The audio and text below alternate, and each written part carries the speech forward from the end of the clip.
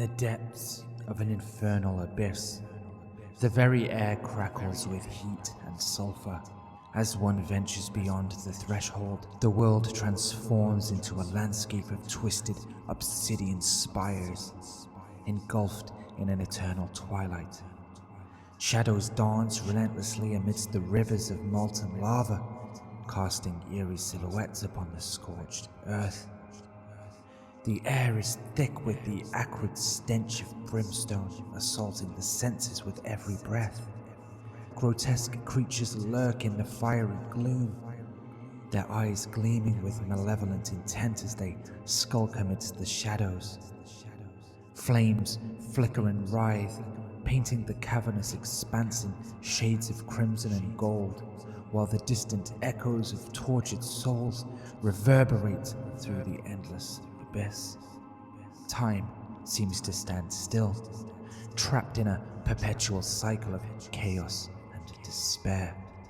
It is a realm of darkness and danger where only the bravest dare to tread, and where the line between reality and nightmare blurs into oblivion. Welcome to the Nether. Whoa. Cut. What are you doing, man? Why are you telling them all that stuff? Oh, it's an episode about the Nether. Yeah, but you're gonna put people off playing, man. Saying all that about brimstone and the fabric of existence hanging in the... Why are you saying all that, man? Nobody's gonna want to come if you tell them that. So what should I tell them? Just tell them about Neo Network Nether, about the quests, the bosses, the traders, the stuff. You're gonna lose your job, man. You've had media rank 5 minutes and you think you're like Shakespeare or something, man. Alright. Tell them that the Nether is good and show them all the good things. Jesus. Welcome to Neo Network Nether.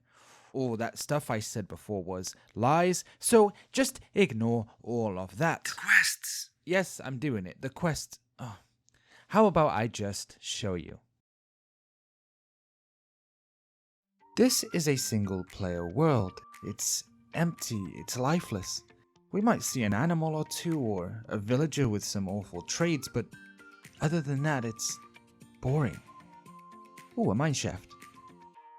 But if we scratch just a little below the surface and dig a little deeper, we might find something pretty special. And it's only a portal away, so let's do it.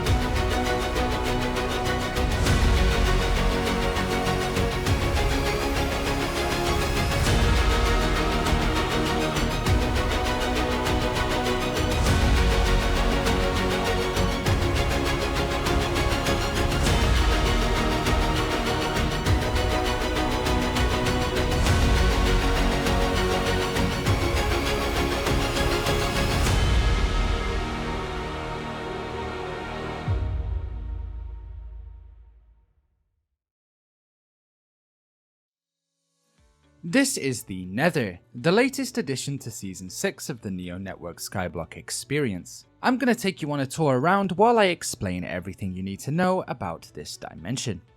The Nether starts off locked to everyone on the server, and is only opened once the community has reached a certain goal. Neo Network has a system called Community Goals, a series of challenges that the entire player base contributes to. These can be anything from collecting sky coins, earning money, killing mobs, or as simple as breaking blocks.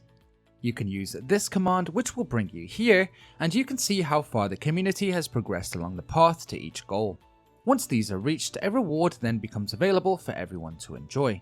The Nether is one of those rewards and is very special. Upon typing in this command, you will spawn here, and may instantly notice a few things that may just be a little different from the Nether you're used to on single player. For starters, the mobs all have a level number above their head. This level represents their difficulty, and you will need to move up through these levels as you explore the dimension. There are 5 categories, including mobs, fishing, mining, farming, and woodcutting, all with their own item and block that you need to collect in order to progress. You will also notice this guy. Those Nether levels have to start somewhere, And this guy is that somewhere. The community will contribute nether items that they have collected to this, basically, taxman. Only level 1 mobs and blocks will be available to the players until the blood has been paid to the blood god. Once this dictator has his pound of flesh, the level 2 mobs and items unlock, allowing those who have completed level 1 to be able to collect the next tier up items in order to be able to craft better enchants. This continues all the way up until the 5th and final tier is unlocked, making the Nether one of the best places to really see just how great of a community we have here. The categories each require you to perform a different activity in the dimension. The mob killing category is pretty straightforward. Kill that tier of mob until you reach the goal at the top of your screen. Wood cutting requires you to cut down trees, including mushrooms for tier 1 and 2, brown and red respectively. Mining requires you to head over to this mine here and collect the ores from that tier. As you can see, you cannot mine, break or kill anything above the tier you're on, but everything on your tier and below is fair game. Farming requires you to harvest the various plants you see growing around the area, including netherwort, vines and nether grass. And then we have fishing. Fishing in level 1 just requires you to fish in any body of lava or water until you have collected 100 nether junk. For level 2 onwards, you can use this command once a day to receive a free nether trident, which you can then use to spear fish in the river, and as you can see, the fish are labelled with the level they are a part of, with cod for level 2, salmon for level 3, and so on.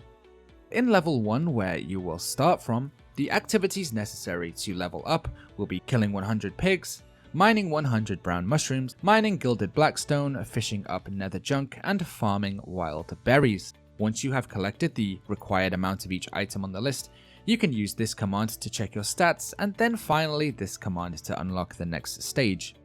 This continues all the way up to stage 5, leaving you face to face with these guys. Good evening, sir.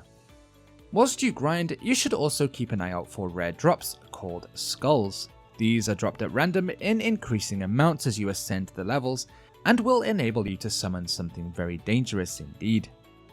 Once you have dealt with the you may be in possession of one or more of these different skulls.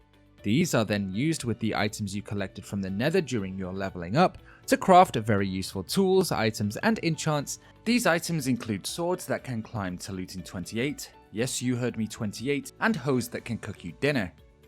I'm sure there's a joke in there somewhere, but I'm leaving that well alone. These tools are pretty overpowered, so definitely worth investing your time.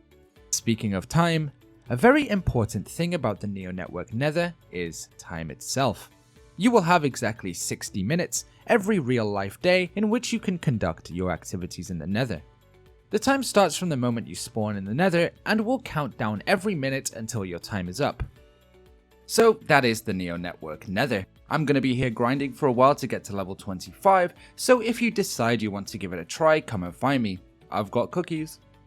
Thank you very much for watching, and I'll see you in the next one. You've had media 5 minutes and already you think you're What are you doing? You're talking about fire. What are you talking about? Fire and brimstone and the end of the existence of life. What does that even mean? You've had media 5 minutes and already you think your words were. I'm never gonna finish this video.